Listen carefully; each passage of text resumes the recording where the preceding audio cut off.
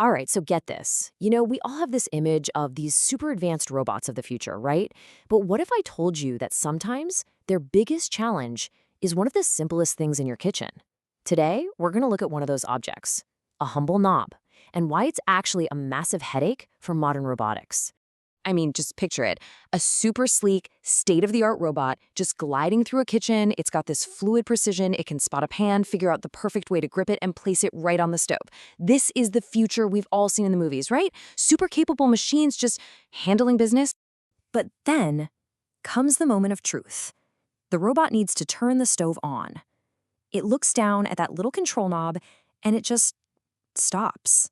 It freezes. The whole operation grinds to a halt at what seems like the easiest, most final step. So, what's the deal? Why can that little dial completely stump a machine that's so sophisticated?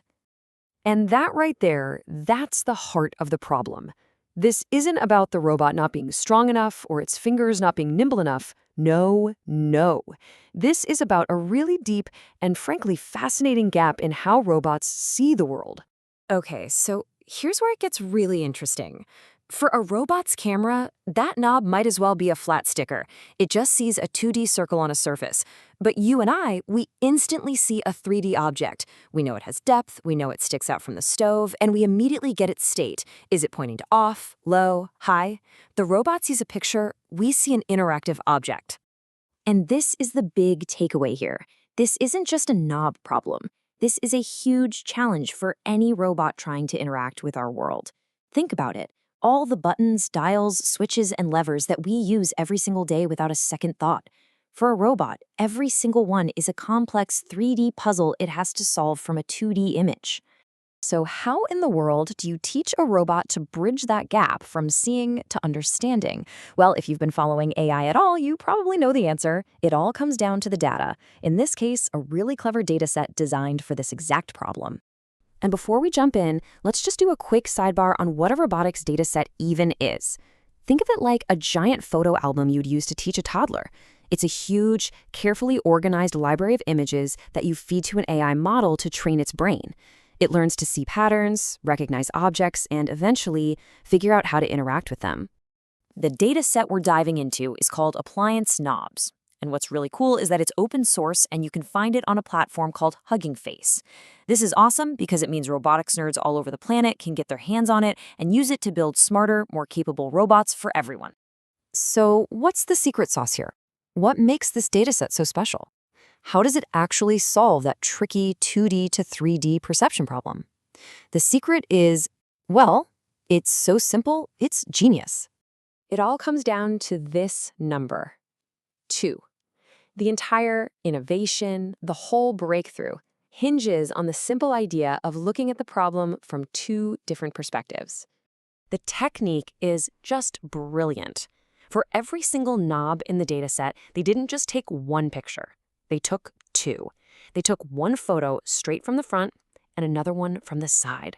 By giving the AI both of those views at the same time, it's like giving it depth perception. It can finally start to piece together what that knob looks like in 3 dimensions. This 2-angle approach is a total game changer for a few reasons. First, you get that 3D reconstruction we've been talking about. That's the big one. Second, the dataset is laser-focused just on these kinds of rotary controls, so the learning is really deep. And third, the pictures are super high resolution, which is absolutely crucial for the robot to see the tiny markers and figure out the exact position of the knob. Okay, cool. So a robot can now understand a knob. Big deal, right? Well, actually, yeah, it's a huge deal. Because solving this one seemingly small, overlooked problem unlocks a whole new level of real-world interaction for these machines.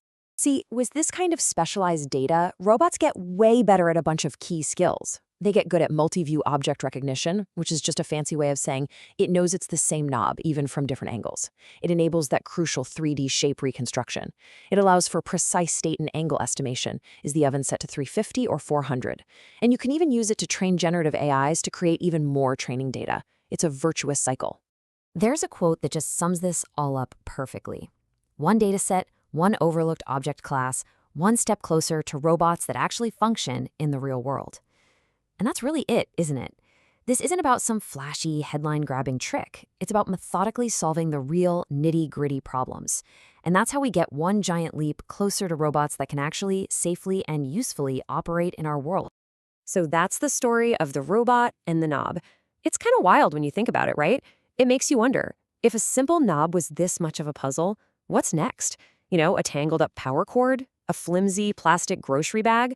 What's the next seemingly simple object that's secretly holding back the future of robotics?